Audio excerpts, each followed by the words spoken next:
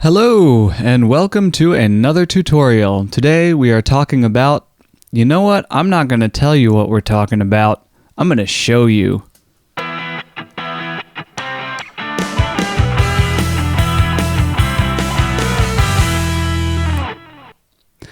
That's right, we're talking about 3D text today, and I'm happy to report that we are talking about 3D text in Motion, not in any Maya or Lightwave. We're doing this directly in Apple's software Motion, which is brilliant. So excited to do this. Let's get right into it. Now, first thing you're going to want to do is start a new Motion project. I like to do mine at 24p, and we're going to make it 8 seconds long. You could do it at 2997, that's not a problem. 1920 by 1080 should be perfect. And let's do it. Alright, first thing you want to do when you get into Motion is to fit your canvas to your screen. It will usually be at 100%, and we're just going to fit it to the screen.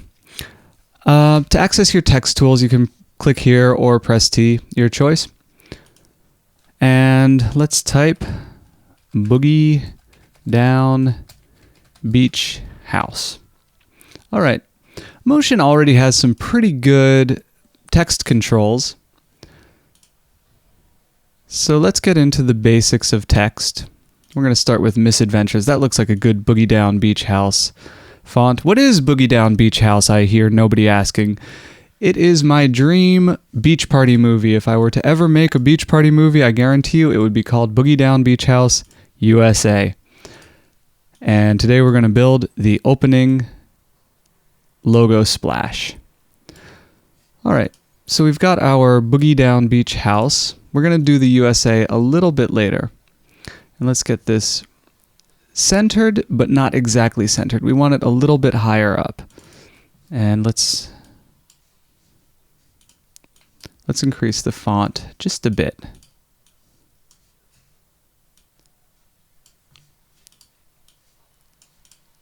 Now what I'm doing in the bottom row, besides having trouble selecting the text, is I'm trying to make that text the same size as the top row, roughly the same size. It doesn't have to be exact. And the other thing I want to do is to adjust our line spacing, if we can. Adjust our line spacing so that the logo is pinched on itself. The default would look like that, and that's just no good. Let's set that to default as well and organize this properly.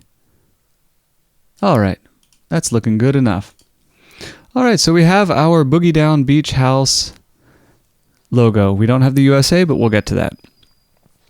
Now, we want to do some animation to this. Right now, if you press play, it's just the text perfectly still. Let's add a bit of rotation to this. So what we're going to do is go to the properties, and we'll add some rotation, but we don't want to do that kind. What you want to do is drop down this menu, and you've got your X, Y, Z. That's your X, Y, and Z rotation. So let's do Y rotation. What we want is from the beginning to the end, we want it to turn a little bit like that. So we're going to start at -20. And then we're going to click here to add a keyframe. We're going to go to the end of the timeline, and we will add another keyframe. Be careful when adding keyframes. You really don't want to forget to do that because it can mess up your animation quite a bit if it's not keyframed. Alright, there's our Boogie Down Beach House slowly turning. That's not enough. Let's add some animation in and some animation out. And Motion has a really nice animation library. Let's take a look at it. To access it, you go to Library, Behaviors, and Text Sequence. You'll see a whole bunch of choices. The ones we're focusing on right now are Text Basic and Text Energetic. Text Basic are your nice, simple animations. Blur in.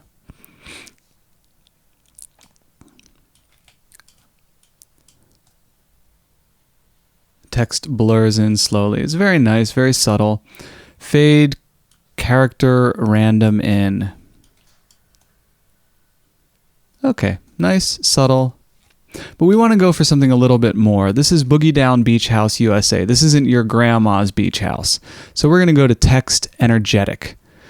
And let's take a look at what we have. Inflate in. Beautiful. Let's see how that goes. Maybe it'll be better. Perfect. Tell me that's not a boogie down beach house you'd want to be a part of. Now what you can do with these animations is you can grab the handles and make them faster or slower depending on your needs. It's very convenient.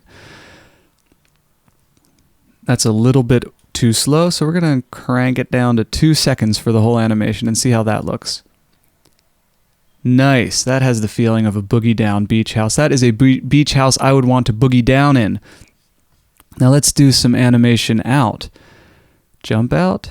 Nah. Let's go for awaken. Now there's one that I like. I think it's twist. Twirl. Twirl out. Let's do twirl out and see how that looks. When you drop a behavior onto a piece of text, it will always put the behavior at the top of the text. For the in, this isn't a problem, but for the out, we want to grab it and move it to the end of the timeline. Let's take a look at that. Oh, perfect. This is going to be the best boogie down beach house in the history of the entire USA. Oh, but where is that USA? Let's build it now. All right, to do that, we're just going to duplicate this text object and rename this one as USA. All right, easy as it can be, we drop it down there and type USA. All right, let's take a look at this, see how it's going. Boogie Down Beach House USA. Okay, not great. What I'd like to do is start the USA a little bit after the Boogie Down Beach House, because it's important to know that the Boogie Down Beach House and the USA are two separate thoughts. Boom. Nice. But that's a little bit slow. It's just 3 letters, so I want something a little more exciting. For Boogie Down Beach House, we have so much text that this little bit of animation really has an impact. But with 3 letters, it doesn't really work. So let's get rid of that. And let's go for something a little crazier. That's too crazy. Let's go for hop in. No, heavens no. Bounce in? No. Awaken. Blast in. Let's do that. Because you blast into the USA when you're going to a boogie down beach house. Kaboom. Nice.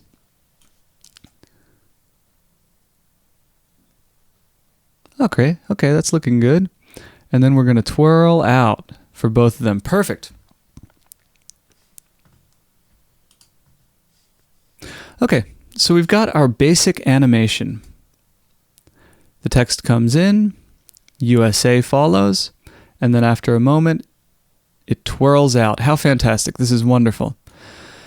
But there's one problem. This text is still 2-dimensional. It's moving in 3-dimensional space, but it's still 2D text. So let's get on that. This is the exciting part.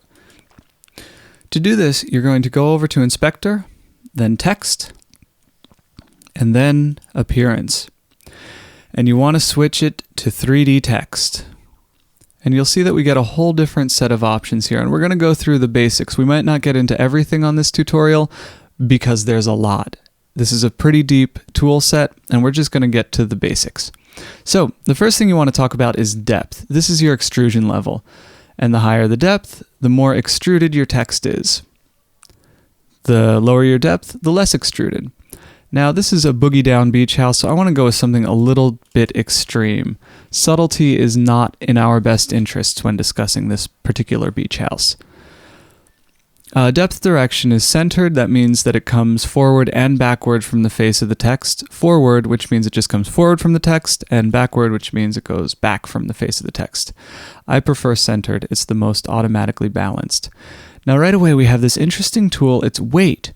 And you can actually change your font quite a bit by reducing or increasing the weight.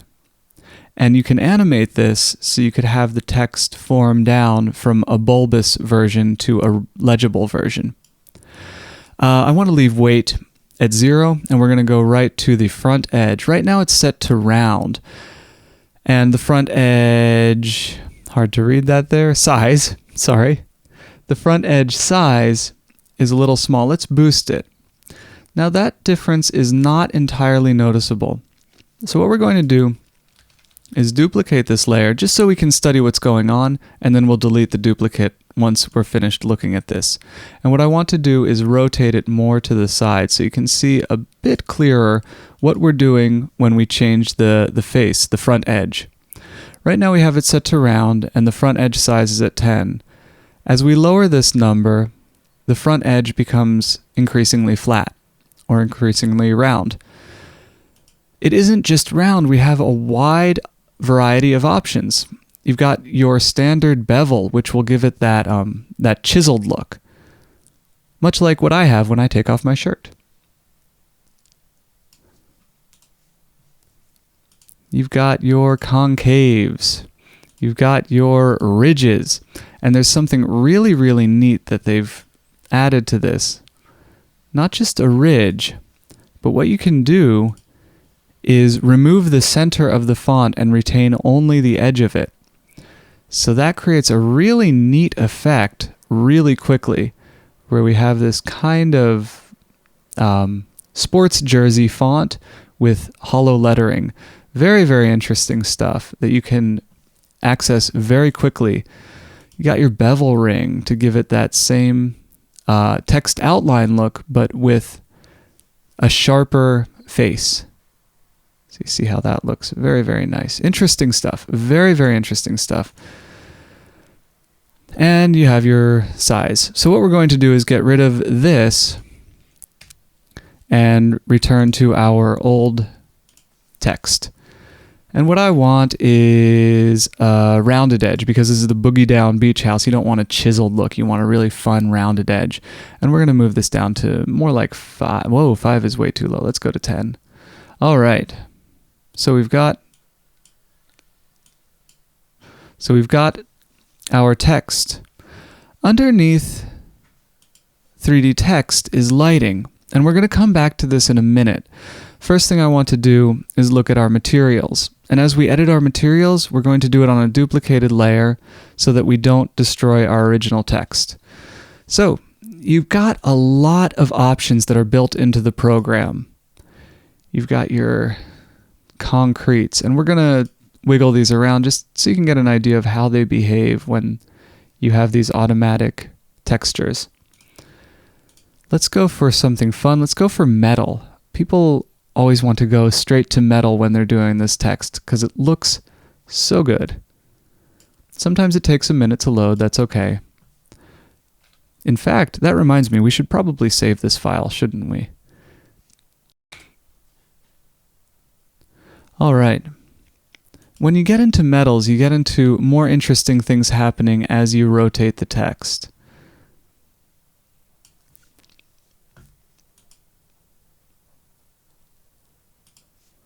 You can see how the light moves over it. Let's go for a simpler metal texture. Let's just go for a chrome. And let's rotate that a little bit. You see how the light is moving over that metal as if it were real light on real metal? This is really cool for a program as affordable as Motion. Now that we have a metal structure, the lighting will become a little more evident.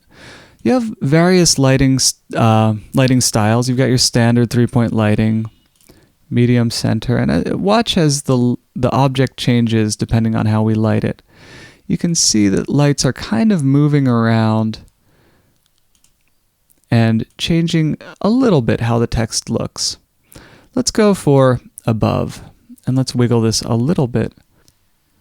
All right, but here's something a little more fun than just that. You have environment, and by changing to any of these preset environments, you can change the look of your text. Right now we're on field, but let's go to squares. And sometimes you have to move your playhead a little bit for it to reload the text. Now you see squares has a very different feel to it. Very dark and ominous. That's a little too intense. Let's go for colorful. And again, you might have to wiggle your playhead a bit. And let's move our text back and forth. Now you see how it's reflecting colorful. As it gets to different spots on the colorful spectrum, different colors appear. Let's go for woods. That has a nice organic feel. Actually, it feels like money now. Anyway, you've got these different textures that work with the environment. The environment will show up better on your metals than it will on most of the other ones because metal is so reflective. That's not to say that none of the others are reflective. You've got a really nice red car paint that should be picking up some of the environment, if not just the lighting. One of the paints that I also enjoy using is glitter paint. So we're going to go into 100% so you can kind of see a little better what's happening with glitter paint. You see how it has like a sparkling sheen to it? You can see it right up there. Very, very fun stuff. And don't think you're stuck with a purple glitter paint. You just go to the substance generic and change that color to whatever you like. And your glitter paint will change in real time. Wowie, what a great feature. All right, so now we've got a basic idea of the textures. Let's get rid of our testing layer and get down to business on our actual layer. And just to start, we're going to go with glitter paint. Because why not? Who doesn't love a nice sparkly boogie down beach house logo? And let's do the same thing to our USA. We're going to switch it to 3D text, extrude quite a bit. I think we had this on round, and we had that cranked up to 10. And let's make this glitter paint. All right, so let's take a look at what we've done so far.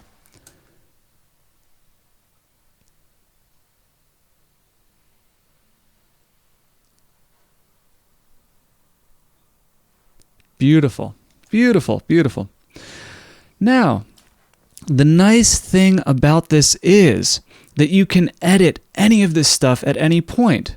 Let's say we want to change the font of USA. All you have to do is swing back over to Format and go into your fonts, and in real time, it will update your font as you scroll over. It's brilliant, brilliant work. Let's go for something a little austere, shall we? Something that demands respect.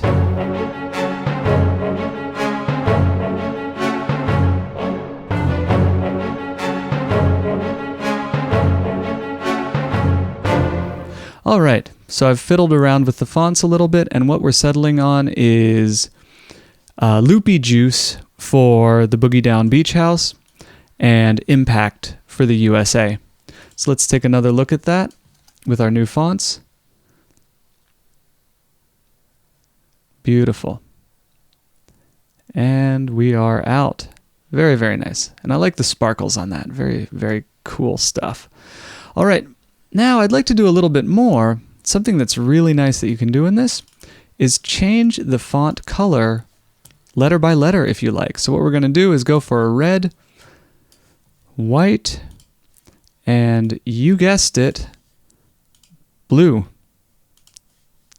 So you'll see that retains the sparkliness of the sparkle paint, but now we have it in red, white, and blue, all on the same track that we've been working on the whole time. We don't have to do multiple tracks for multiple font colors. All right, so here we have our Boogie Down Beach House logo, and we're almost finished. What you'll notice is as the text flies towards the camera, there are two things missing. The first is a motion blur. That's very easily added. We just turn this on. Motion blur is already there. You just have to engage it. But the other thing I want to do is something called depth of field. When you have a camera, as things get closer to the lens, they will go out of focus. So let's create a camera layer by clicking here. Switch to 3D, no problem there. And what we want to do is turn on depth of field. Now you'll see we have a plane of focus, and that plane of focus is roughly where the text is. So we're going to go to perspective and take a look at that.